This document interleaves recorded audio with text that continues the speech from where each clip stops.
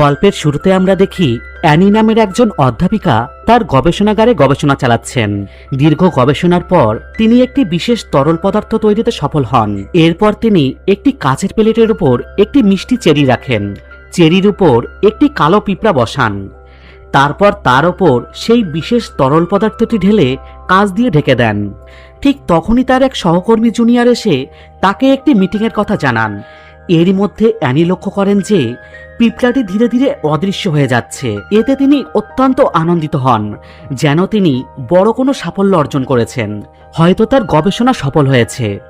এরপর দেখা যায় অ্যানির মেয়ে জিয়া বিশ্ববিদ্যালয়ে ভর্তি পরীক্ষায় উত্তীর্ণ হয়েছে।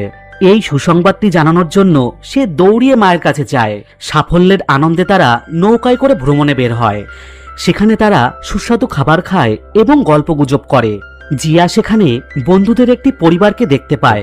তাদের দেখে সে মাকে জিজ্ঞাসা করে, মা, বাবা কেমন মানুষ ছিলেন?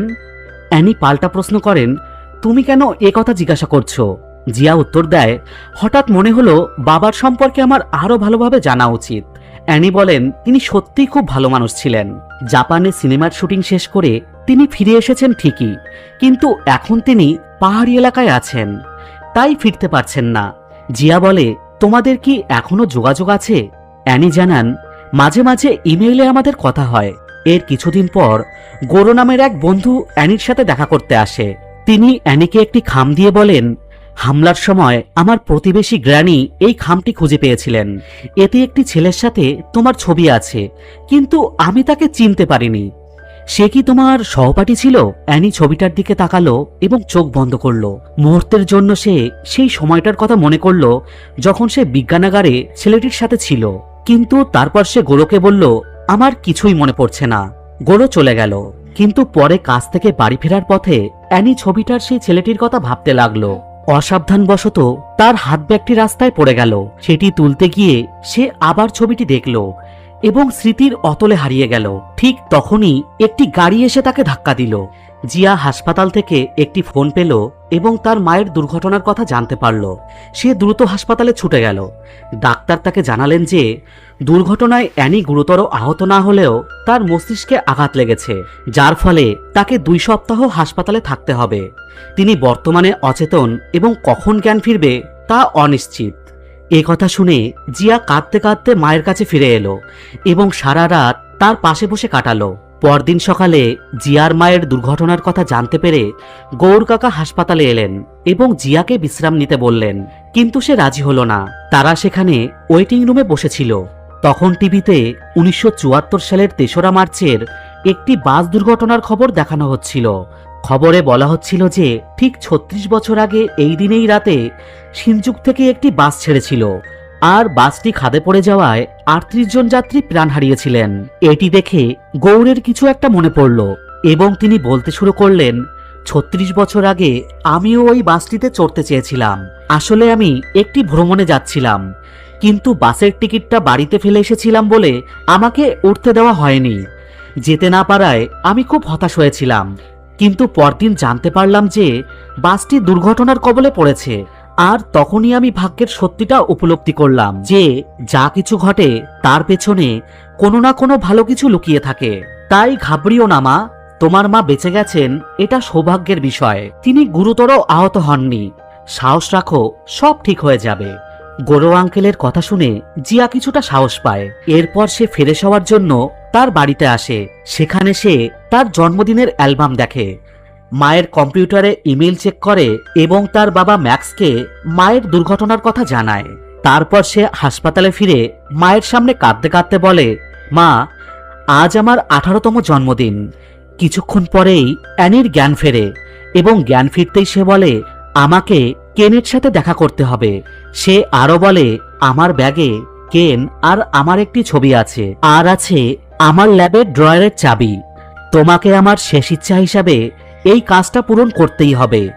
আমার ল্যাবের ড্রয়ারে 2টো শিশি রাখা আছে, ওইগুলোতে টাইম ট্রাভেলের একটি তরল আছে।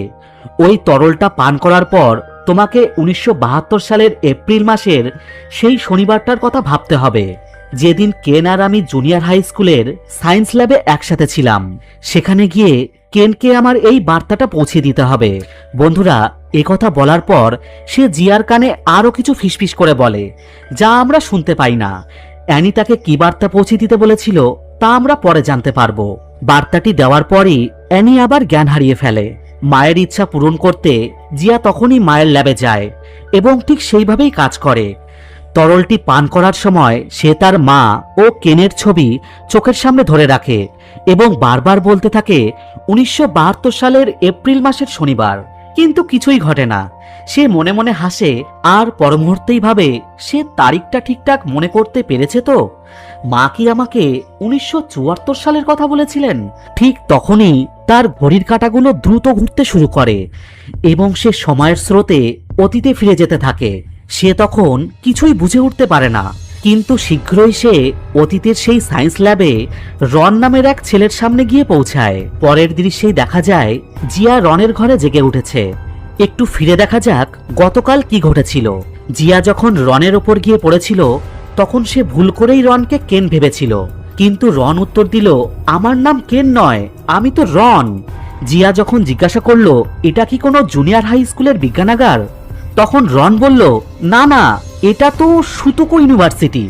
একথা শুনে জিয়া অজ্ঞান হয়ে পড়ল। রন পরিস্থিতি বুঝতে না পেরে তাকে নিজের ঘরে নিয়ে যায়। জ্ঞান ফেরার পর জিয়া রনের কাছে আজকের তারিখটা জানতে চাইল।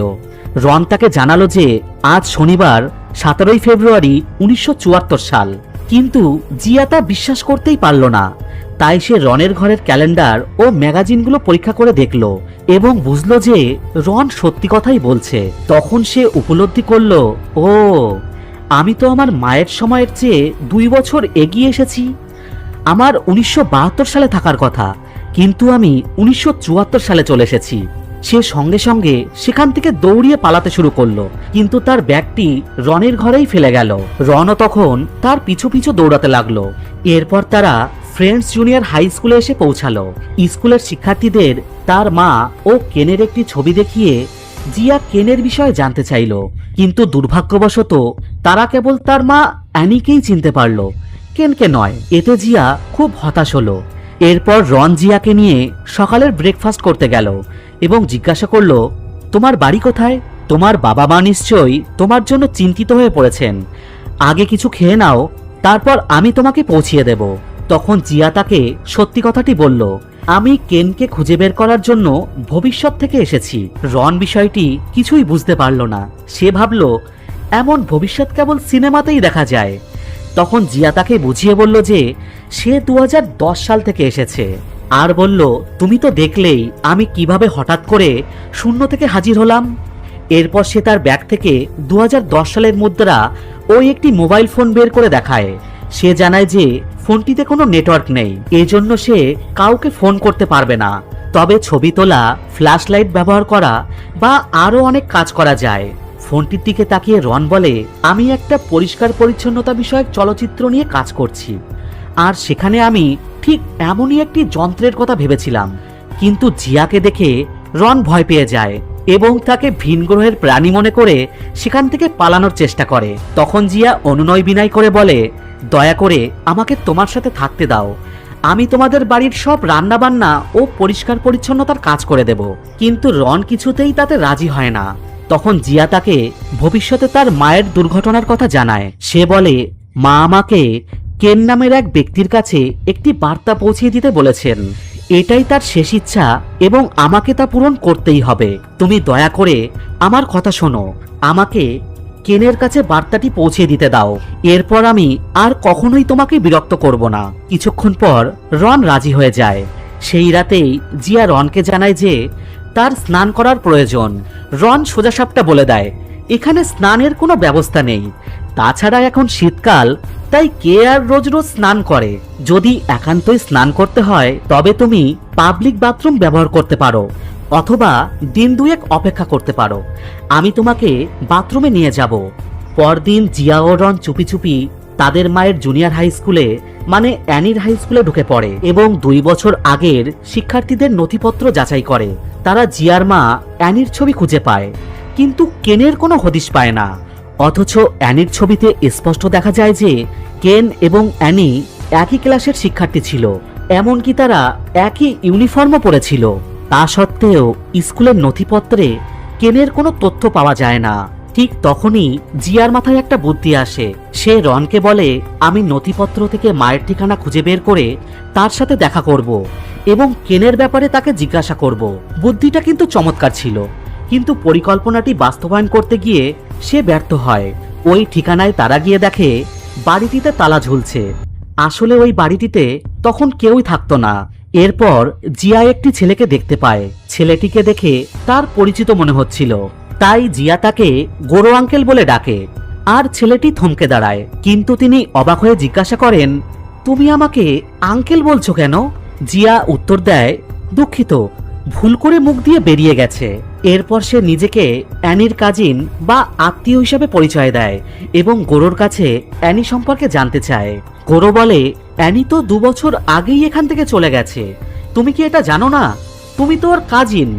জিয়া বলে, আসলে আমি অনেকদিন বাইরে ছিলাম, তাই জানতাম না। গোরো তখন জিজ্ঞাসা করে, আচ্ছা, ছবিটার ওই ছেলেটা কে? ও আমাদের স্কুলের ইউনিফর্ম তো পরে আছে, কিন্তু ওকে আগে কখনো দেখেছি বলে তো মনে পড়ছে না। এরপর জিয়া তার মায়ের বর্তমান ঠিকানা বা স্কুলের ঠিকানা জানতে চায়।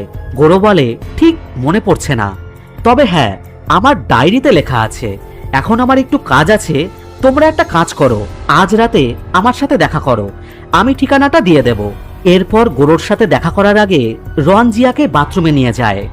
সেখানে জিয়া বেশ সময় নিয়ে আরাম করে স্নান করে। পরদিন জিয়া গোরোর কাছ থেকে তার মায়ের স্কুলের ঠিকানা সংগ্রহ করে সেখানে যায় আর ছবিটি দেখিয়ে সে কেন সম্পর্কে জানতে চায়। তার মা অ্যানি ছবিটা দেখে বলে, ছবিতে তো আমি আছি, কিন্তু ঠিক কবে বা কার সাথে ছবিটা তুলেছিলাম তা মনে করতে পারছি না। স্মৃতি হাতড়াতে গিয়ে অ্যানির মাথা ঘুরতে শুরু করে। তখন জিয়া বলে, ঠিক আছে, নিজেকে অত চাপ দেবেন না, আমি অন্য কোনো ব্যবস্থা করব আর আগামীকাল আবার আসব। যদি হঠাৎ কিছু মনে পড়ে তবে আমাকে জানাবেন। এরপর রন জিয়াকে তার ফটোগ্রাফার বন্ধু ম্যাক্সের বাড়িতে নিয়ে যায়। সে জিয়াকে রনের প্রেমিকা ভেবে ভুল করে। রন তখন মিথ্যা করে বলে, আরে না না, ও আমার কাজিন। এরপর ম্যাক্স পোশাক পরে রনের সাথে ড্রিঙ্ক করতে বসে আর তাদের প্রজেক্ট নিয়ে আলোচনা করে। তারা দুজনে সারা রাত মদ্যপান করে আর কখনো কাঁদে, কখনো হাসে, আবার কখনো নানা বিষয়ে কথা বলে। ঠিক তখনই জিয়া ম্যাক্সের তোলা ছবিগুলোর মধ্যে একটি ছবি খুঁজে পায়। ছবিটিতে তার মা অ্যানি ছিল। সেটি দেখেই জিয়া বুঝতে পারে যে এই ম্যাক্সই আসলে তার বাবা। জিয়া ছবিটি তার কাছে লুকিয়ে রাখে। এরপর পরের দিন তার মায়ের সাথে দেখা করার সময়ও তার মায়ের কেনের কথা মনে পড়ে না। জিয়া তাকে ম্যাক্সের তোলা ছবিটি দেখালো এবং জিজ্ঞাসা করলো, এটা কি তোমার ছবি?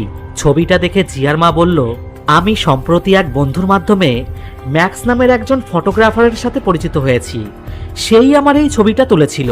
তাহলে বন্ধুরা, জিয়া অতীতে তার বাবার দেখা পেয়েছি ঠিকই, কিন্তু কেনের কোনো হদিশ এখনো মেলেনি।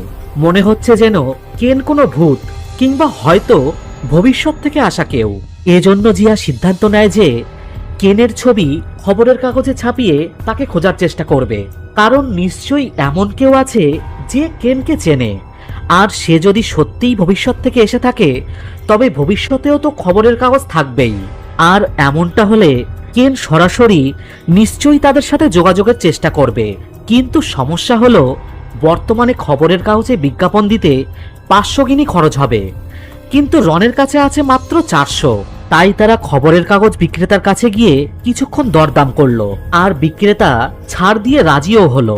পরদিন রন ম্যাক্সের সাথে তার ফিল্মের শুটিং করলো। এরপর ম্যাক্স জিয়াকে বলল, আমি জানি তুমি রনের কাজিন নও, আমি কয়েকদিনের মধ্যেই ফটোগ্রাফি পড়তে যুক্তরাষ্ট্রে যাচ্ছি, তোমাকে একটাই কাজ করতে হবে, রনের তুমি খেয়াল রেখো।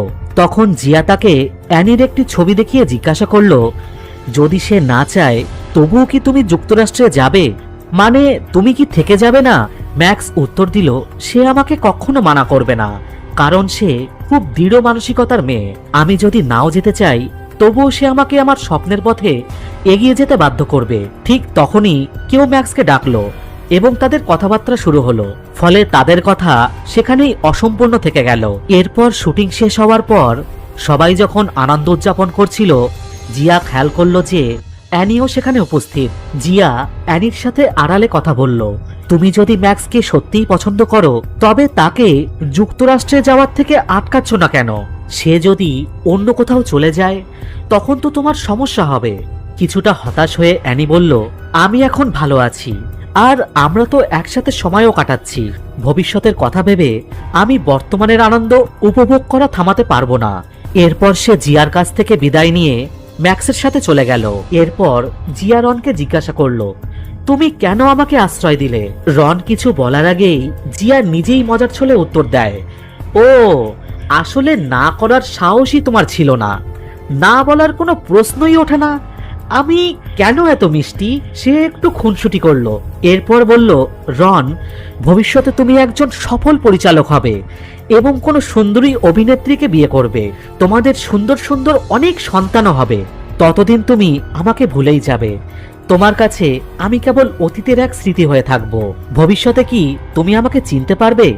একথা শুনে রনের চোখে জল চলে আসে। সে রাতেই সে ম্যাক্সের বাড়ির দিকে দৌড়িয়ে যায় এবং তার ক্যামেরাটা চায়, যাতে সে তার সিনেমার শেষ দৃশ্যে জিয়াকে রাখতে পারে, যাতে সে তাকে কখনোই ভুলে না যায়। পরদিন সে জিয়ার কিছু দৃশ্য ধারণ করে। ওদিকে খবরের কাগজে কেনের বিষয়ে একটি বিজ্ঞাপন তারা দেখতে পায়। অন্যদিকে ভবিষ্যতেও কেনও তার ডিভাইসে ঠিক একই জিনিসটি দেখে। কেন তার নিজের ভাষায় 2010 সালের অনেক পরের এক সময়ের বাসিন্দা ছিল। সে পড়ে যে 1974 সালের 3রা মার্চ তার জুনিয়র হাই স্কুলের সায়েন্স ল্যাবে কেউ একজন তার জন্য অপেক্ষা করবে। অন্যদিকে 2রা মার্চ রন তার মায়ের কাছ থেকে একটি ফোন পায় এবং তার বাবার মৃত্যুর মর্মান্তিক খবরটি শোনে। বেচারা রন অঝরে কাঁদতে কাঁদতে জিয়াকে বলে, আমার বাবা ব্যবসায় খুব কঠিন পরিস্থিতির মধ্য দিয়ে যাচ্ছিলেন, আর আমি নিজের চলচ্চিত্র নির্মাণের স্বপ্ন পূরণের জন্য স্বার্থপরের মতন এখানে চলে এসেছিলাম, আর ওদিকে বাবাকে একলা ফেলে এসেছিলাম। তিনি অনেক সংগ্রাম করেছেন আর আজ স্ট্রোক করে মারা গেলেন। আমি তার জন্য খুবই খারাপ এক সন্তান। পরদিন জিয়া কেনের জন্য অপেক্ষা করতে জুনিয়র হাই স্কুলের ল্যাবে যায়। অনেক সময় অপেক্ষা করার পরেও সেখানে কেউই আসে না। জিয়া তখন খুব হতাশ হয়ে পড়ে। ঠিক তখনই তার হাত থেকে একটি কাচের পাত্র পড়ে যাওয়ার উপক্রম হয়। সে খুব ভয় পেয়ে যায় যে পাত্রটি তো ভেঙে যাবে, কিন্তু সে দেখে সেটি বাতাসে ভেসে আছে। ঠিক সেই মুহূর্তে কেন সেখানে প্রবেশ করে। তার চেহারা ছবির চেয়ে অনেকটাই আলাদা। সে জিয়াকে জিজ্ঞাসা করে, তুমি কে আর কেন আমার সাথে দেখা করতে চাও? জিয়া তাকে পুরো ঘটনাটি খুলে বলে, আমি অ্যানির মেয়ে। 2010 সালে তার একটি গাড়ি দুর্ঘটনা ঘটেছিল, আর তার শেষ ইচ্ছা ছিল যে এই ছবিটিতে থাকা ছেলেটিকে, অর্থাৎ তোমাকে, তার বার্তাটি পৌঁছে দেওয়া। মা আমাকে বলেছিলেন কেন নামের ছেলেটিকে, মানে তোমাকে জানাতে যে আমি তোমার দেওয়া প্রতিশ্রুতির কথা মনে রেখেছি। তো তুমি আমার মাকে কি প্রতিশ্রুতি দিয়েছিলে? কেন বলল, আসলে আমি 2698 সালের মানুষ, অর্থাৎ 2698 বছর আগের। অনেক বছর আগে আমি টাইম ট্রাভেলের উপযোগী একটি তরল পদার্থ তৈরি করেছিলাম এবং নিজের ওপরই তা পরীক্ষা করার সিদ্ধান্ত নিয়েছিলাম। এভাবেই আমি 1972 সালে এসে পৌঁছাই। সেখানে তোমার মা অ্যানির সাথে আমার দেখা হয়। আমি কয়েকদিন সেখানে ছিলাম এবং আমরা একে অপরের প্রেমে পড়ে যাই, কিন্তু আমাকে ভবিষ্যতে ফিরে যেতেই হতো, আর যাওয়ার আগে এখানকার মানুষদের স্মৃতি মুছে ফেলার প্রয়োজন ছিল। তাই আমি যখন অ্যানিকে একথা বললাম, সে খুব আবেগপ্রবণ হয়ে পড়ল। এরপর আমি তাকে কথা দিয়েছিলাম যে ভবিষ্যতে আমি অবশ্যই তার সাথে দেখা করতে আসব, কিন্তু ভবিষ্যতে ফিরে আসার পর আমি নিজের জীবনে এতটাই ব্যস্ত হয়ে পড়ি যে অ্যানির সাথে আর দেখা করতে পারিনি। তবে এখন আমি অ্যানির সাথে দেখা করতে প্রস্তুত। কিন্তু জিয়া তখন বলে, না, আজ রাত পর্যন্ত আমার সময় চাই। আসলে এমন একজন আছে যার কাছ থেকে আমি ঠিকঠাকভাবে বিদায় নিতে চাই। এরপর জিয়া রনকে দেখা করার জন্য ডাকে এবং তাকে বলে, দেখো, আমার কাজ শেষ।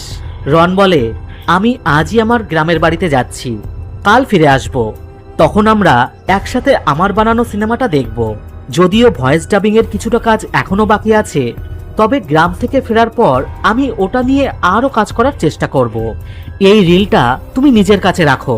কথা বলে সে চলে যেতে শুরু করে। তখন জিয়া গিয়ে তাকে জড়িয়ে ধরে কাঁদতে থাকে, কিন্তু সে রনকে বলতে পারে না যে কাল তার সাথে দেখা করার জন্য সে আর সেখানে থাকবে না। সে বলতে পারে না যে তাকে ভবিষ্যতে ফিরে যেতেই হবে।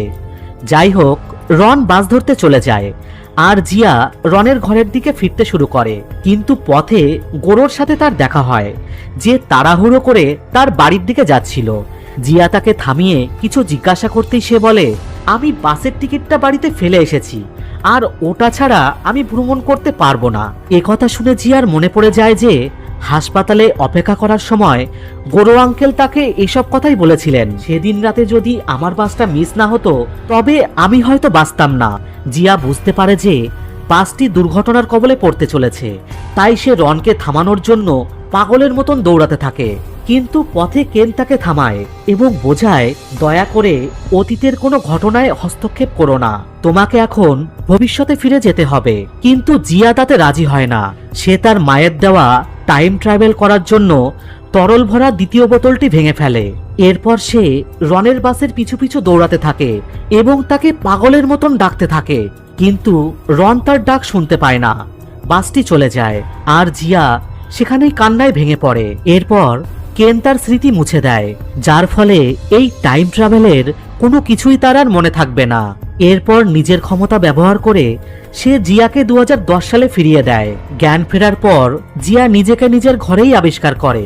ওদিকে হাসপাতালে অ্যানিরও জ্ঞান ফেরে এবং কেন তার সাথে দেখা করতে আসে। সে বলে, দেখলে তো, আমি তোমার কথা রেখেছি। কিছুক্ষণ অ্যানির সাথে সময় কাটানোর পর সে তার স্মৃতি মুছে ফেলে এবং নিজের সময়ে ফিরে যায়। এরপর জিয়া হাসপাতালে পৌঁছিয়ে দেখে তার মায়ের জ্ঞান ফিরে এসেছে। সে অত্যন্ত আনন্দিত হয়, কিন্তু মনের কোণে কিছুটা বিষাদও অনুভব করে, যদিও এর কারণ সে কিছুই বুঝতে পারে না। কয়েকদিন পর সে নিজের ব্যাগে রনের ফিল্ম রিলটি খুঁজে পায়। সে জানতে চায় এর ভিতরে আদৌ কি আছে। এর জন্য তার একটি পুরনো ধাঁচের প্রজেক্টরের প্রয়োজন হয়, যেটা সে তার বাবার সহায়তায় জোগাড় করে। জিয়া তাকে ফোন করে পুরনো প্রজেক্টরটি নিয়ে আসতে বলে এবং তিনিও তাই করেন। এরপর জিয়া তার কয়েকজন বন্ধুর সাথে রিলটি চালায় এবং কোনো শব্দ ছাড়াই পুরো সিনেমাটি দেখে। শেষ দৃশ্যে সে নিজেকে দেখতে পায়, কিন্তু রন ওই দিন জিয়ার পিছন দিক থেকে এই দৃশ্যটি ধারণ করেছিল, তাই জিয়া নিজেকে চিনতে পারে না। কিন্তু কোনো এক অজানা কারণে তার চোখ দিয়ে অনবরত জল পড়তে থাকে। জিয়াকে দেখে জিয়ার বন্ধুরা অবাক হয়ে ভাবে, এটি তো স্রেফ একটি পুরনো সায়েন্স ফিকশন সিনেমা, তাহলে সে কেন এত আবেগপ্রবণ হয়ে পড়ছে? আসলে কি এমন ঘটেছে? রিলটির বাক্সে তারা রনের লেখা একটি চিরকুট পায়, যাতে লেখা ছিল, যেখানে শেষ দৃশ্যটি ধারণ করা হয়েছে সেখানে 36 বছর পর চেরি ফুল ফুটবে, তাই এসো 36 বছর পর আমরা সেখানেই দেখা করি। লেখাটা পড়ে জিয়া পুরো হতবাক হয়ে যায়। এরপর সে একাই সেই জায়গায় যায় এবং সত্যিই সেখানে সে চেরি ফুল ফুটে থাকতে দেখে। কিন্তু রন তার সাথে দেখা করতে আসতে পারে না, কারণ 1974 সালের 3রা মার্চ রাতে সেই বাস দুর্ঘটনায় সে মারা গিয়েছিল। আর বন্ধুরা, এসবের কিছুই জিয়ার মনেও নেই। সে কেবল এক অদ্ভুত শূন্যতা অনুভব করে। আর এই বিষাদময় সমাপ্তির মধ্য দিয়েই গল্পটির ইতি ঘটে, অর্থাৎ বেচারাদের একে অপরের সাথে আর দেখা হলো না। ভিডিওটি ভালো লাগলে দয়া করে লাইক ও শেয়ার করবেন। দেখা হবে পরের ভিডিওতে। আর ভিডিওটি দেখার জন্য আপনাদের অসংখ্য ধন্যবাদ।